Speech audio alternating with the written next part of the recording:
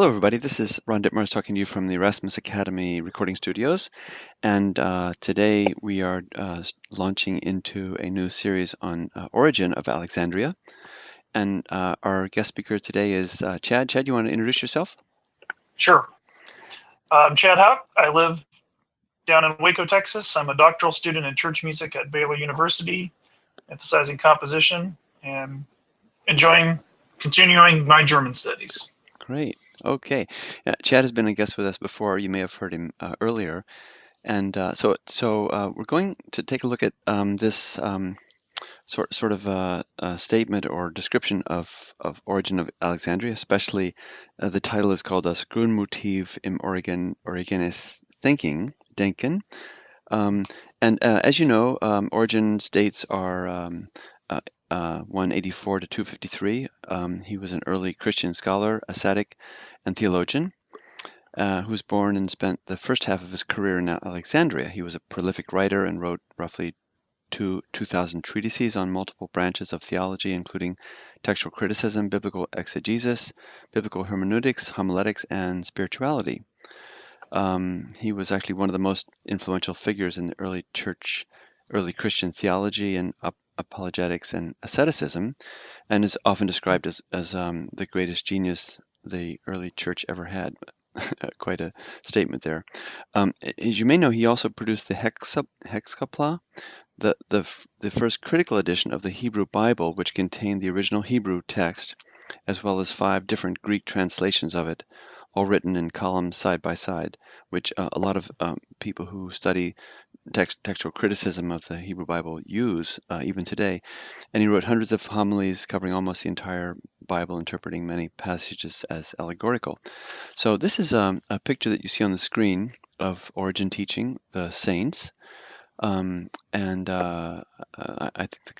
the artist is Eileen McGuckin. So let's see, then I'm going to show you another picture here. And here Origen is in his study. Just one image of him there.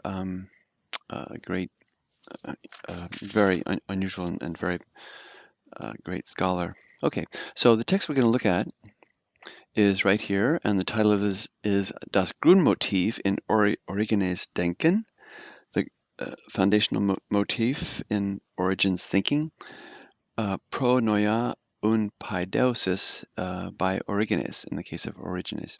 Okay, so we're going to follow the same procedure as always. I'll read the text out loud, and Chad will repeat after me, and please read with him to get a sense of the flow, and then I'll ask him specific questions to unpack the grammar of the sentence as we work together toward understanding how this works. This is a very typical level of German that you would expect on a language proficiency exam at any graduate institution in North America. This is one that happened to be used by Union Theological Seminary in New York City, but its level is right on exactly what normal. If you can get through a text like this, you could be in a very good shape to pass a language proficiency exam.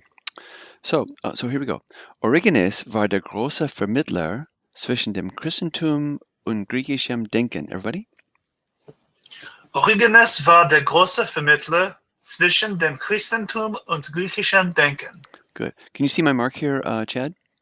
I can. Okay, so obviously the verb is right here, war, and Origen is the subject. Now, Vermittler is a nice word because Mittel means the middle, and our word middle comes from this German word. So this is really the mediator between Christianity and Griechischem Denken. So this zwischen takes the dative, so this is in the dative case. And then what do you do with this Denken here? It looks like an infinitive made into a noun. Chad? I think you want to preserve the, you'd say thinking, you want to preserve the verbal aspect of that. That's right. Whenever you have an infinitive made into a noun, it generates the gerund in English, so it's an ing word. So between Christianity and Greek thinking, you would say. Okay, you want to just read that first sentence? Just translate that first sentence? Sure. Origen was the great mediator between Christianity and Greek thinking. Great.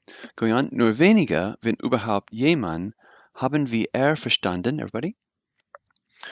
Nur wenige, wenn überhaupt jemand, haben wir verstanden. So where's the verb complex? It should be haben verstanden. Great. Okay, and that means? They have understood. Great, great. Chad is very good with this because he's providing a pronoun, because oftentimes it's very difficult to find the subject in German sentences. So when he just said they have understood, then you're looking for a plural subject. So where would that be? Where's the subject? I think it is wenige. Good. Yeah, this is a little bit tricky. So this means a few, i.e., people is elided. So only a few, if at all anyone, have understood as he. And then going on, zwei entgegengesetzte Welten in sich zu vereinen. Everybody?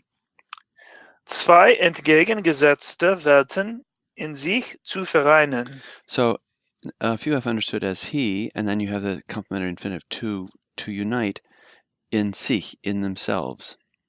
So sich serves as the singular. Third person singular is also third person plural reflexive pronoun. Have understood how to unite two worlds into themselves. Two, and then what's entgegengesetzte? Opposing, I believe. Yeah, opposed. It's a past participle. So Right. setzen is to place, and gegen is against one another.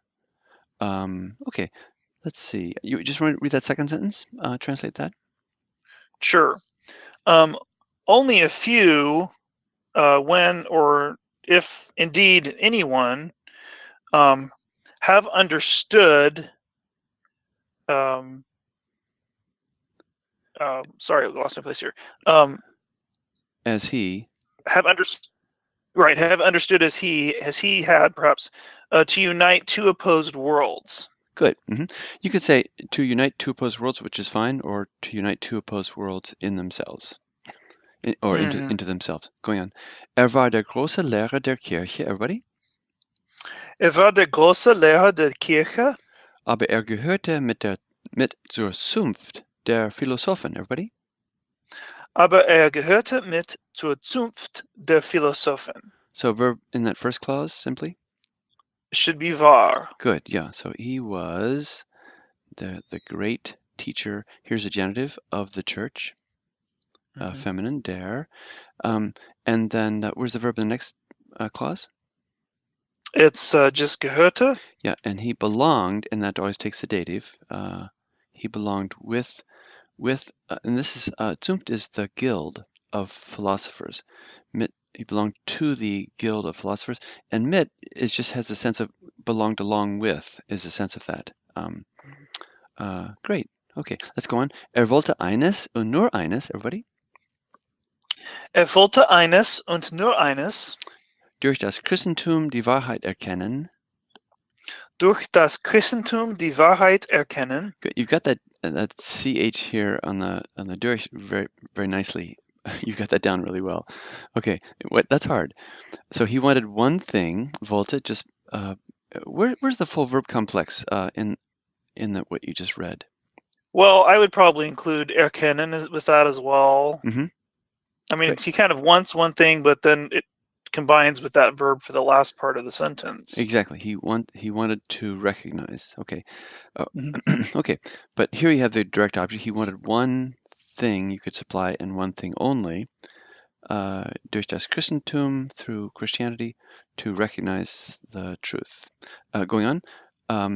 Aber überall sind es die Methode und die Waffen der Philosophie. Aber überall sind es die Methode und die Waffen der Philosophie, die verwendet. Die verwendet. Okay, and where's the verb? Well, it's sind. Good. Yeah. Good. Now here you have, if you remember French, like il y a can stand for both it is or there are. Same thing with German. Es sind, even though this is plural, can stand for there are or there is. So, and actually this is, you could say it is in this case, or they are or it is, either one. It's flexible. You can use it either way. But everywhere, in all cases, it is the methods and the weapons, and then genitive of philosophy. Die erverwendet. This means to employ. Die erfindet. What's the antecedent of die, Chad? It should be Methode and Waffen. Good. Don't be tricked by thinking this, because this is the genitive of philosophy. So it is the method and the weapons of philosophy which he uses. Going on, dies vermitteln. Let's see. Why don't you start? Go, war die große Lehrer. Why don't you translate from there down to where we just ended up? Okay. Slowly for us all. Yeah. He was the great teacher of the church, but he belonged along perhaps with or to the guild of the philosophers. Mm-hmm. He wanted one thing and only one thing through Christianity to recognize the truth. Mm-hmm. But overall, it was the method and the weapons of philosophy which he used. Mm-hmm. Good. This is actually present tense. So you could really put it in the present, sort of historical present, but it overall, but everywhere in every case, it is the methods and the weapons which he uses, etc. Okay, going on. Dies Vermitteln zwischen griechischem und christlichem ist jedoch bei Origenes nicht ursprünglich. Everybody? Dies Vermitteln zwischen griechischem und christlichem ist jedoch bei Origenes nicht ursprünglich. Verb? Ursprünglich.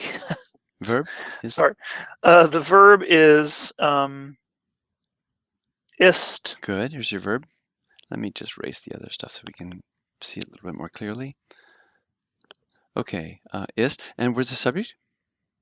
I think it's vermitteln. Good. Remember we had this above here, so that and here it's an infinitive made into a noun, so it may give it a gerund sense of the ing. So this mediating, and by the way, dies is a little bit colloquial. You wouldn't see normally this you would normally see this in academic writing. You would see the full form dieses. So this mediating between, now zwischen takes the dative, so that's why this m is on this one, but this is actually an adjective. Griechisch and christlich are both adjectives made as nouns, and what the effect of that is that it gives us a sense of the abstract sense of this. So you would say this mediating between that which is Greek and that which is Christian is, however, and then go on. By, how do we translate by normally? I mean, a lot of different shorter ways, but maybe in the case of might be best in this case. Perfect. You're always safe with that. In the case of origin, not original. You want to just do that sentence? Sure. Together, slowly. Yeah. This mediating between things Greek and things Christian is maybe not, however, original in the case of origin. Going on. Hier, wie sonst hat seine Vorgänger gehabt, everybody? Hier, wie sonst hat seine Vorgänger gehabt. Verb complex? Hat gehabt. And that means? He has had. Good, yeah. Und am häufigsten sind es die Gnostiker, everybody? Und am häufigsten sind es die Gnostiker, die ihm den Weg gezeigt hat. Sorry, I can't see this gender. Just one second. Hold on a second. Sorry. Yeah, go ahead. Die ihm den Weg gezeigt haben. Okay. Just show my picture there. That's okay. No problem. Okay, so let's see. You have to be careful by which buttons you press here. Okay, yes. So und am häufigsten and most frequently, it is the Gnostics who have shown him the way. So the verb complex in that last clause is? It's gezeigt haben. Gezeigt haben, yeah. Who, and what does the D refer back to, the relative pronoun D? This one? Gnostica? Yeah, right, the Gnostics, who have shown him the way. Perfect. Okay, well, thanks so much. You really helped out a lot, and I get to have my picture shown for a short moment, which is fine.